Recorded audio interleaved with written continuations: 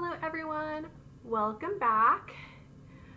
Wow, it's been a lot has happened since the last time that I recorded a video, and thankfully it hasn't been a year. Um, but it was a rough May. I'm not gonna lie to y'all. Um, my cousin Dave, who is like an older brother to me, has been battling cancer, multiple myeloma, since I think October 2020, and unfortunately he passed away last Saturday, and that's like the first time I've really said that out loud, and I don't like it at all. Um, but so it's been a really, really rough week for our family, but I'm telling you this because it kind of relates to what I wanted to talk to y'all about tonight. See, I was going to actually make this video over the weekend when my sister and I were in a hotel room, but we got the news and I absolutely was not anywhere near prepared to sit in front of a camera and talk about it. But so for the last couple months, he had been in the hospital. Okay, rewind even more. So back when the pandemic started, I decided that I was going to help my parents clean out their garage. And I don't know if you know about this, but our family home is the home that my grandparents actually built. And so all of my grandparents' stuff is still out there. Now, I knew my Mimi. I was very close to her. I never knew my grandfather, though, and I'm actually named for him. His name was Jack. He died while my mom was pregnant with me, and so she named me Jacqueline after him. Well, he was also a scientist, a physicist, mathematician, all the things that I definitely am not. Not sure where all those brains went. I think they all went to my cousins Jen and Peyton. I mean, they're like the only math brains in the whole family now. But so so I never really felt, I kind of had always felt that, sorry, my computer just got a notification. I'd always kind of felt that the only thing I really shared with my grandfather was my name. And then I discovered that he was also a photographer, and I love photography. I kind of feel like I actually love it more than writing. I mean, I love writing, don't get me wrong. It's, my favorite thing to do, but I really, really love taking pictures, and I love sharing pictures. So looking through my grandfather's old photographs, it kind of gave me a way to see the world through his eyes. I was seeing the things that he probably would have shared with me if he had lived long enough to meet me and to tell me those stories. And on top of that, the photographs were they were really good, y'all. I'm not even saying that as like a granddaughter. I'm saying that as a professional photographer who has a master's degree in aesthetic studies. These are really cool photographs. And old photographs, I mean, they're just cool anyway because they have the old cars, they have the way the world was back in like I guess these were all taken from the 50s to the 80s. Oh man, they're so cool. So this is kind of a fast forward to Dave and his struggles with the cancer. I decided, oh man, wouldn't it be cool if I could put all these photographs together for the family, make them a picture book, and just give them out to my uncles and my cousins. And then one step further, I thought, or what if I could share it with the world and take whatever money that I made off of these books and give them to Dave to help him fight the cancer, to help, because in America, getting sick is very expensive. I don't even want to think about the cost of medical care here. It's insane. So that's what I was thinking. I was like, okay, well, I can put this book out, and whatever money I make from it, I can help give to Dave and his family. And like I said, unfortunately, Dave did lose his battle, but his wife and his kids still very well. I mean, they're taken care of. They have grandparents that can help. They have family, but it's so hard with all those costs, with two girls in college, and I mean, those medical bills aren't going anywhere anytime soon. So I still want to take all the money that I make off of this book which here it is, by the way. It's called Hit the Road Jack. Like I said, his name was Jack. And this is a picture that he took, on the road with those really cool old cars. See, any money this makes, I want to give to his wife and his daughters. And I was able actually to send them a payment today, which is really, really cool. So I'm really hoping to continue that. But now that you know the backstory, I kind of wanted to just share the book with y'all. Like I said, it's called Hit the Road Jack, the photography and adventures of Jack Weir Jones. That was his name. And, this book, it starts off with in loving memory of Jack Weir Jones and his cool yellow shoes. That's him right there. That's Pop. And that's Mimi. That's my grandma. I miss her so much. She was one of my very, very favorites. So I wrote the editor's notes. This is the first book that I can say that I edited by me, which I didn't have to do any editing with words. That's hard. But editing pictures, oh my gosh, and especially I found out that I really, really love restoring old photos. So if anyone has any old family photos out there or anything that needs restoration, touch-ups, give me a call or drop me an email. I'm not putting out my phone number. But I thought I wrote some editor's notes here at the beginning, and I thought I might just read it to you because it articulates a lot better what I had wanted to say with this book than I can just making stuff up off the top of my head. So, in life, Jack Weir Jones was many things. A husband, a father, a grandfather, a Christian, a mathematician, a physicist, a UFO believer, an ectoplasm enthusiast, a world traveler, and an inventor. He was the type of man who, according to his daughter, my mom, once stood out on his front lawn and videotaped an approaching tornado. If family lore is to be believed, that video still exists, though I have yet to see it. But if I ever do, I'll let you know. He was also a photographer. Jack had a profoundly curious mind, a scientist's mind, but he had an artist's soul, an eye for beauty, and a fascination with the world around him. True, I never met him, so I can't say any of this with certainty. I could be reading far more into his photography than he ever intended. But if he's anything like me, then taking pictures was more than just a hobby. It was a passion. I guess now would be the time to tell you that Jack Jones is my grandfather. He died while my mother was pregnant with me, so she named me Jacqueline in his honor. Growing up, I heard countless stories about how intelligent Pop was, how he built his own computer, how he has a book full of gadgets and gizmos that he invented, which is true. I still have them. I've looked through them.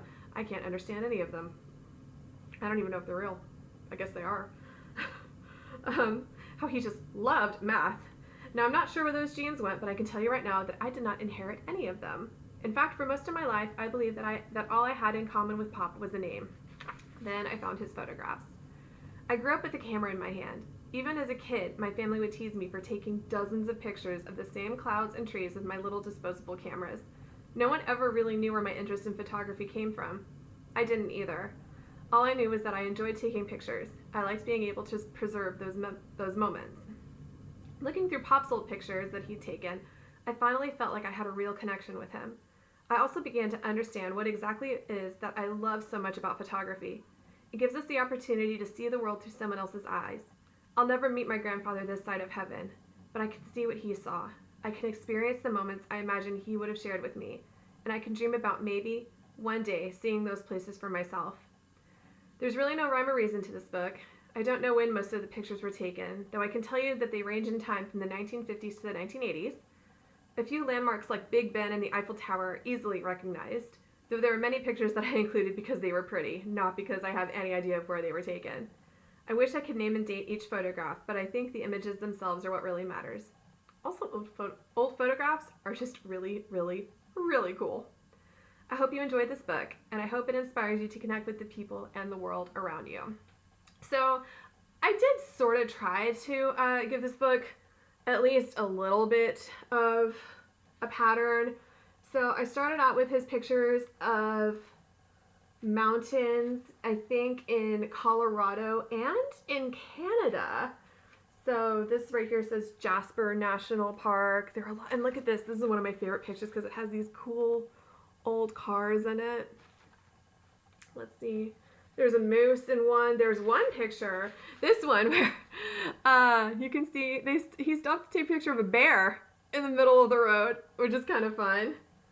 Like I said, there's that moose. it goes on to New Mexico and Arizona, the Grand Canyon.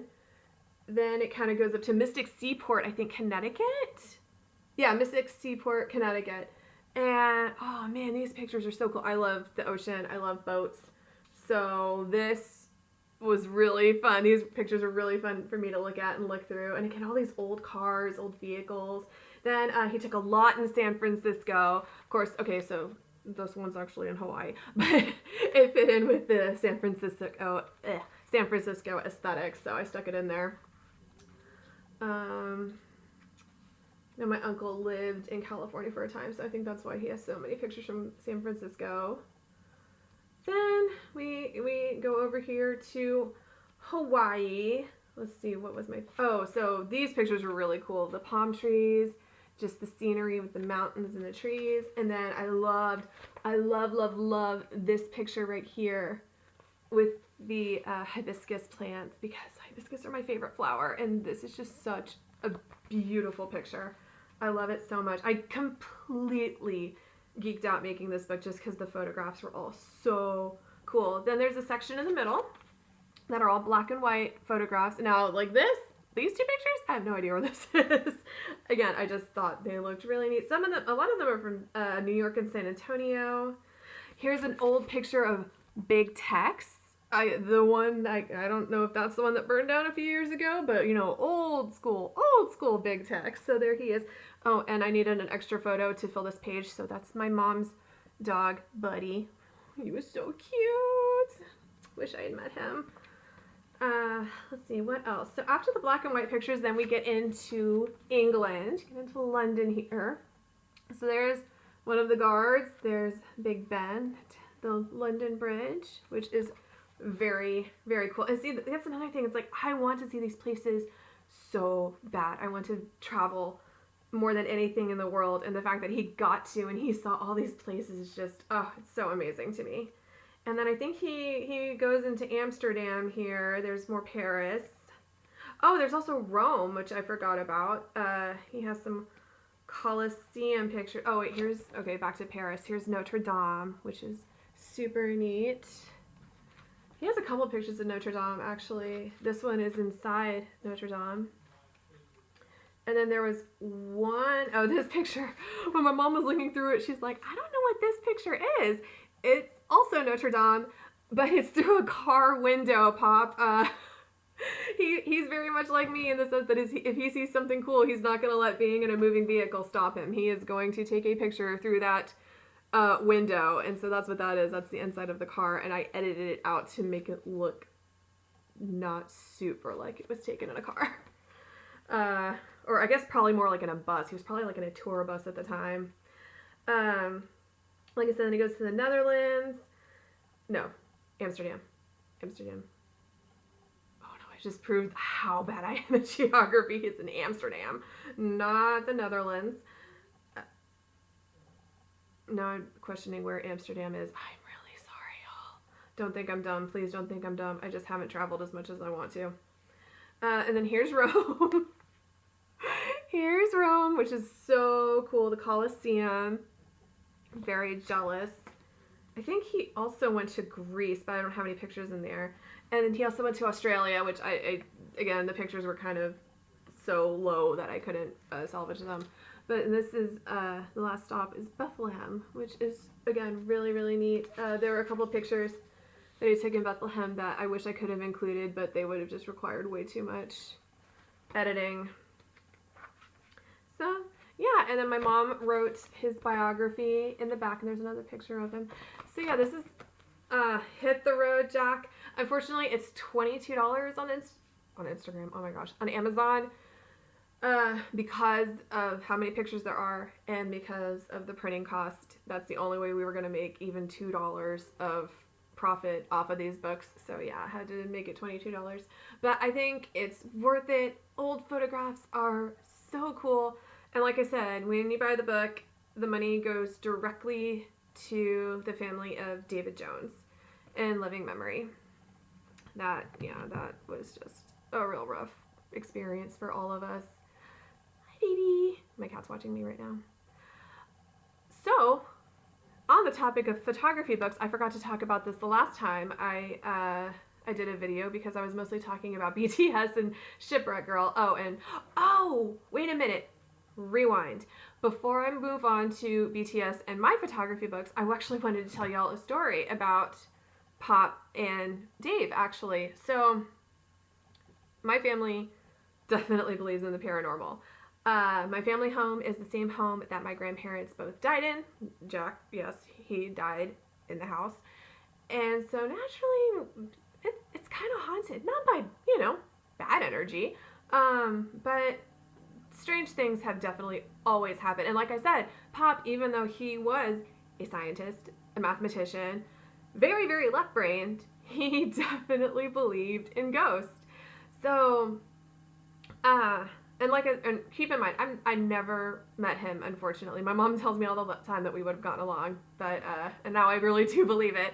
But, so, anyway, after we found out that Dave had passed away, we were talking to my sister and me, we were in a hotel room, and we were talking to our mom on the phone, and she was kind of telling us about how she, my uncle, and a few of my cousins had gone into, wait a minute, hold on. Down to my headphones. Nope.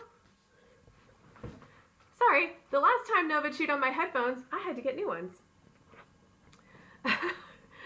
So, anyway, I was in the middle of telling this, like, really, really cool, like, somber story, and sorry, I had to go save my headphones from the cat. It happens.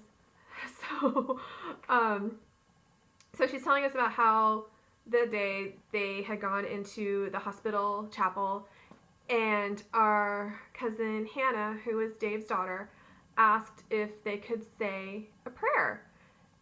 And while Mom is telling us this story, we're talking to her on speakerphone on my phone, on this very phone. And as she's telling us, a male voice interrupted our conversation, spoke over her, and said, "Here." And my sister and I both heard it clear as day. It was louder than my mom. It sounded like there was a man speaking directly into the microphone saying, "Here." And it sounded like our Uncle Ron. And we were like, "Mom, did Daddy just say something?" And she said, "No." And we said, "Are you close to the TV?" And she said, "No." We said, "That was so weird. We just heard a male voice come through our phone and say, 'Here.'" And we told her it sounded like Uncle Ron. And she goes, "Well, your Uncle Ron sounds like your grandfather. He sounds like Pop." And KJ and I, at the same time, were thinking, oh my gosh. As Mom was telling us about these prayers that our family was saying, we kind of got the feeling that Pop actually came through my phone to tell us that Dave was here with him, was there with him. And it was weird. I mean, we've had paranormal experiences before, y'all, but that was so crystal clear and creepy. And that phone has never once in our years of iPhone uses have our phones intercepted anyone else's call, anyone else's line. Nothing like that has ever happened. And so it was just really bizarre. And thinking about it, I still kind of get the chills. But that's just so, from what I understand, that is just so something Pop would do. He would so be the one haunting an iPhone. I mean, he probably thinks that's just the coolest thing ever. So I don't think we've gotten any more signs since then, but it was cool and weird, and we kind of loved it. So thank you, Pop, for the sign, or for just flat out reaching out and talking to us. Because again, we were like, it sounds like Uncle Ron, who is Dave's father, but he is alive. He's not going to be haunting my cell phone. He's not going to be able to throw his voice into my cell phone. The only one that could do that is Pop, and we really, really think that he did. It was really cool. So, anyway, that's the end of that story. I'm going to fast forward now back onto BTS and my photography books. So, KJ and I did get to go see BTS in concert. It was magical. I'm still in love with Hobie, and I got my little buddy Mang here, his little character that he designed, and he's so cute and huggable. And in the past 2 months, I have definitely had to hug him quite a bit because I have no desire to repeat these past couple months. I am very much hoping that June is a fresh start. I'm hoping that everyone will find peace and happiness, and just things will get better. But I guess until then, I have Ming to cuddle until I can hug the real Hobie one day. So yeah, I forgot to tell y'all about that I, in the midst of, I guess, last year when I was feeling particularly uninspired to actually write, I started putting together these photography books. And the first one was Pumpkins and Pollinators, because everyone tells me that when they think of me, they think of pumpkins and butterflies. And I'm like, well, that's the best compliment I've ever heard. And I have a million pictures of pumpkins and butterflies, so why not put them together into a book celebrating fall? So you can do that, or so you can see that. The next photography book I put together was one called Kaleidoscope, and actually my friend Rosario inspired this. She is a teacher at, I think, a middle school, and she wanted to order some pictures of pumpkins and pollinators so that her kids can maybe write poems about them or write stories. And my sister said, you have enough random photographs that you could put together a collection of images that specifically for that purpose, to inspire stories or poetry. And so that's what Kaleidoscope is, just a whole bunch of random images. I mean, there's like a little spider that I saw at the Renaissance Fair one time. Here's a stone that says love not hate that I saw in Galveston, which I love. There's like a little another picture from the Renaissance Fair. There's like a little fairy in a cage, right? Or in a lantern, not a cage, sorry. Little fairy in a lantern. There's a shipwreck in Galveston. It's just cool, random images that I hope will maybe inspire someone to tell a story or write a poem. That would be really awesome. The next book, since it was getting to be December at the time, was For the Love of Conifers. I realized the last time I went to Colorado that conifer trees are one of my very favorite things in the world, and I really, really, really would like to be around more of them. So this is just a celebration of winter and the lovely trees that I associate with that season. The next one, I'm actually going to, so the next one was technically Mermaid Dreams, but I'm going to talk about spring things more because it makes more sense. Spring and then summer, So Spring Things is next, and that's a hummingbird that I saw in New Mexico when my sister and I went to see BTS. It's funny, when we were there, we really didn't, I guess I haven't really told you all about my Vegas trip. We went to see BTS, obviously, and while we were there, so we went to, the first night, we went to see them like the movie version, the live stream version at the MGM Arena, I think that's what it's called, wherever they hosted the Grammys / the Scammies, because they refused to give BTS a Grammy, so, but so we went there for the live streaming movie night, and right across from the merch shop was Hunger Games exhibition, and oh my gosh, it's so cool. So while we were in Vegas, we saw BTS, we went to the Hunger Games exhibition, and we spent a lot of time at the Springs Nature Preserve, where it is just abundant in hummingbirds. It's incredible. I've never seen so many hummingbirds in my life, and even though this was before my cousin passed away, hummingbirds have always been a sign for me of a visitor from the afterlife. I know in common lore it's cardinals, but for me it's always been hummingbirds, because I started seeing them I'd never seen one in real life, but then I started seeing them right after a loved one of mine passed away, and to me that was it. I was like, wow, okay, so hummingbirds for me are my symbol of love from the afterlife. But I've always had a lot of really cool, I'm saying this, I'm really kind of tooting my own horn here, But I have a lot of spring pictures from over the years. Go to the Dallas Arboretum every year.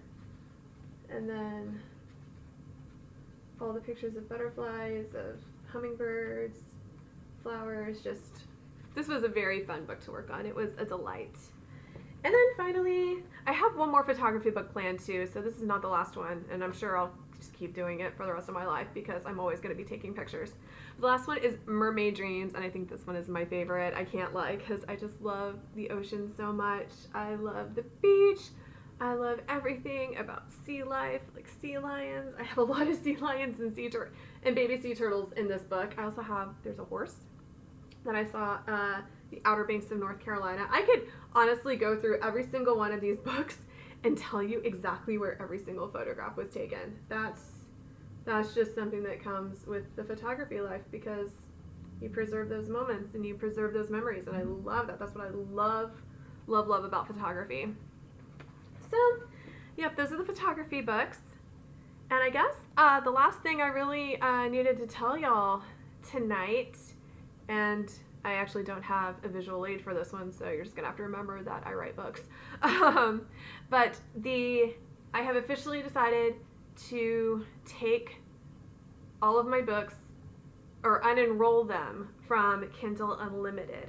I've had a very good experience with them, but I am ready to expand. And so actually most of my books are already out of KU and onto Nook and the iTunes store. Okay, there's an asterisk there. I'll get back to that in just a minute.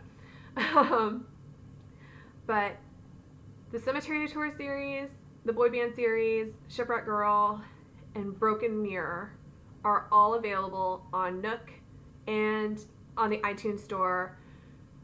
Okay, but Cemetery Tours is having some troubles with the iTunes store, so you actually can't find it there just yet, but I'm hoping the problem will be resolved within a couple of days. I was on the phone today for like an hour with customer support at the iTunes store, and the funny thing is, like, even the supervisor couldn't figure out why I was getting an error, so they have to talk to the engineering team or something now, and I'm just like, yeah, that would be my book, wouldn't it?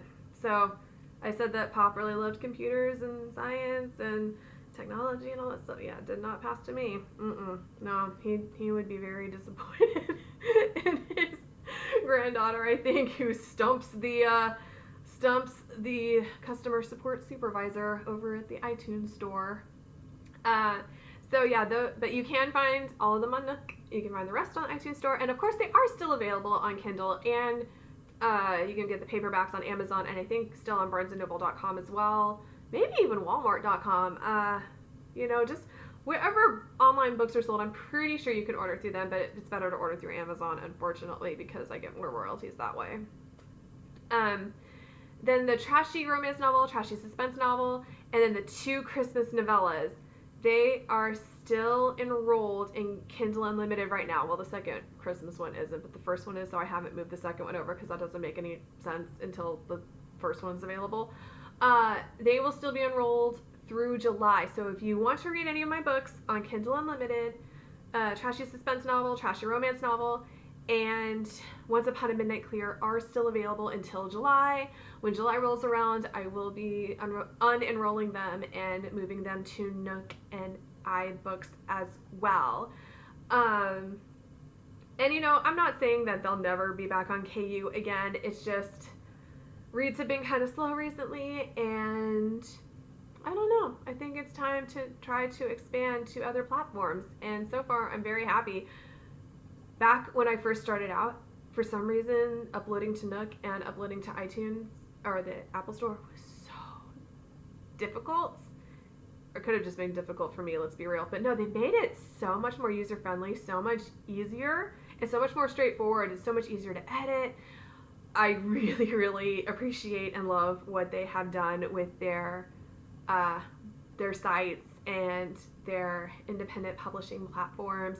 So I'm looking forward to the future and hopefully finding new readers through Nook and through iTunes. And I will keep y'all updated on Cemetery Tours on when we finally get that resolved. Oh, so much fun, y'all. And anyway, I think I think that's about it tonight. I hope you'll have a wonderful evening, and I'm gonna go watch the new Ghost Adventures. I think there's a new episode on tonight. So give your loved ones a hug, take care of yourselves, and be kind to yourselves. And if you need any books or any photography books, you know where to find me. I'll talk to you all later. Bye!